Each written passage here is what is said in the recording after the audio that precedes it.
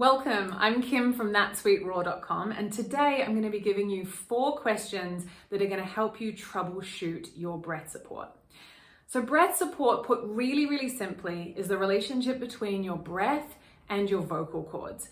And we want this to be operating as efficiently as possible so that you don't experience vocal fatigue, strain, you actually get to experience much more ease in your voice, and that helps you let go and surrender and enjoy the process of it so much more. So it's well worth looking into.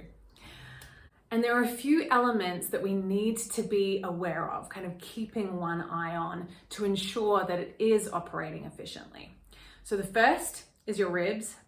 The second is what's happening at your belly. And the third is actually about the way you're thinking about it, the way that you're feeling about it. So your emotions and your expression. So let's dive in. So the first question is, are my ribs collapsing?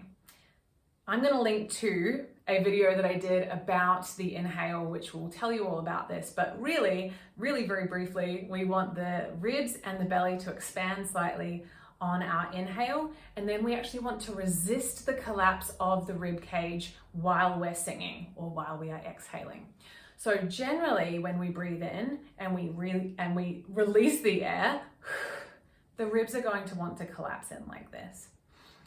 And we want to resist that collapse when we exhale or when we sing.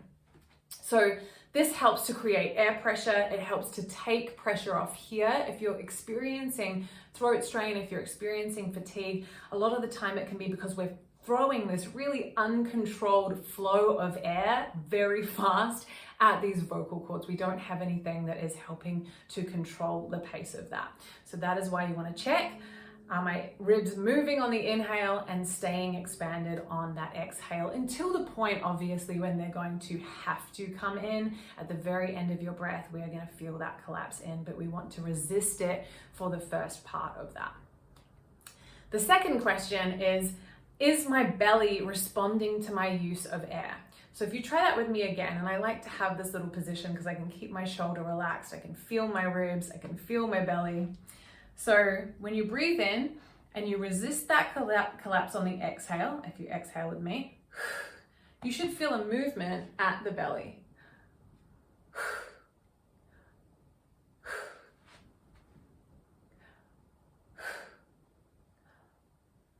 And it's going to change based on how fast I release my air. So if I'm releasing my air slowly, my belly moves slowly in response to that. And if I'm releasing it fast, my belly is going to respond quickly. So a lot of singers that I meet are pulling in their belly separate from their breath. They're actually thinking that these abdominal muscles and the way that they're yanking them in is going to help their support, but it's actually completely disconnected from the reason why the belly actually responds, which is the way that we're using our breath. So check in with that. Question number 3, what is the emotion that you are wanting to convey in this part of the song? Now, this trips up quite a lot of singers when I ask them this, because I think that we tend to think about it in different ways. So either we don't have any idea of what quality we're wanting to create, we just want it to sound good, which is very vague and very challenging to help with what we're talking about here with efficient support. Or people would talk about it in terms of the power that they're wanting or not so powerful, or they would use registers. So I want it to be in a chest dominant mix, or I want it to be in a head dominant mix. All of that is totally okay. But what I've found is that if you go through asking the question about emotion, it's actually a shortcut, and it can create a much more interesting palette of color. But that's for another time. I will leave that for now. So what is the emotion that you are wanting to create? What this does is it gives you an idea of the expression and the energy of that expression that you are wanting to create. And then the brain tells the vocal cords what coordination to be in. So how short and fat or how long and thin. And it's pretty magical. The problem then can come in with Do you have the fuel to support that? So if you experience strain, this is going to be a really big one for you. So your chords might be in a certain coordination that does align with what you had in mind for the emotion or the amount of power that you wanted to create, but you're actually not fueling it. So question number 4 is, are you feeling the emotion in your body, and are you letting it fuel the sound? Most of the time, I find that singers, and my younger self included, are thinking about the emotion. So they're thinking sadness or they are thinking anger. And unfortunately, that doesn't have an impact on how we express ourselves with our body and with our breath. If you bring the emotion alive in your body, what you will notice is that it brings a live sensation, it brings energy into the body. And then the question is, are you willing to use that to fuel the expression, to fuel your voice?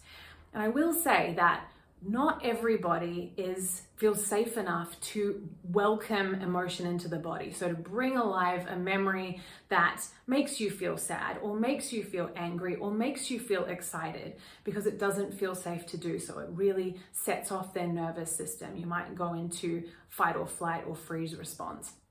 So this is something that is a practice, and it can be really helpful to do it in relationship with somebody else. So I try to set up a very safe space for my students to be able to do this, not just by themselves, but being witnessed by somebody else, because that's another step, right? It's another thing that can activate a vulnerability within us or a resistance within us.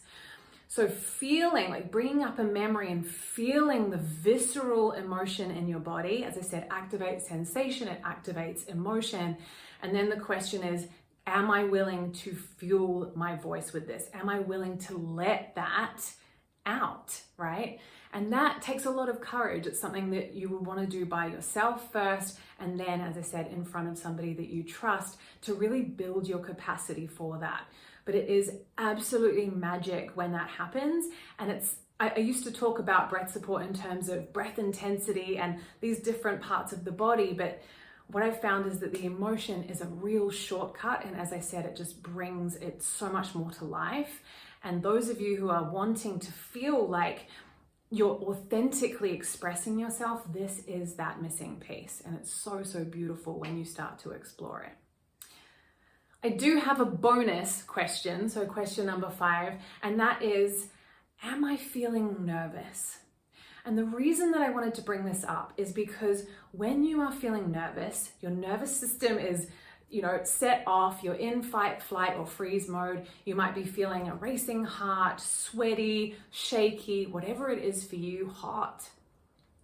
All of that is going to impact the way that you breathe. You probably notice that you take more shallow breaths. You might find that you run out of air quicker. You panic because you can't get the air in. And the reason I wanted to bring this up is because that is so human. And especially if you're starting out with performance or you've had bad experiences with performance, if you're in a completely new context, there are a number of different reasons why this sets off our nervous system. And the best thing that we can do is have compassion for that, to not fight it. Because as soon as you want to fight it, as soon as you tell yourself that it's bad, that it's wrong, that you're not going to be able to get through this, then you panic even more, and it's just this absolute spiral. So know that that is going to happen and that it's totally normal. You want to have compassion that I know that this feels uncomfortable, but I'm going to be okay. Because we practice all of what I've shared with you, we've practiced the efficiency in the practice room so that we have muscle memory, so that we can rely on that, so that it becomes a habit. But when you throw yourself into a context, into a situation where you are completely, spun out by it, it's really unfair that you expect your body to be able to react in the same way that you do when you are calm and you are alone and you are just practicing in your house or practicing in a studio.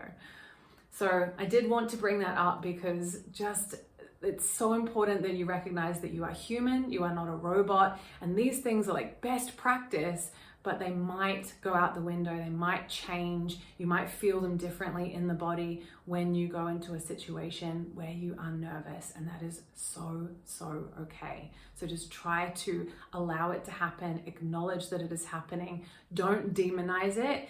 And what tends to happen is that once we have started singing, you'll notice that generally if we can allow it to happen, we start to calm down slightly as the song goes on. Not always, but sometimes.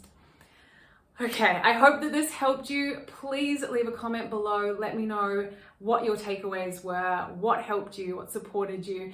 And if you think that somebody else in your life would benefit from this, share it far and wide. Have an incredible week.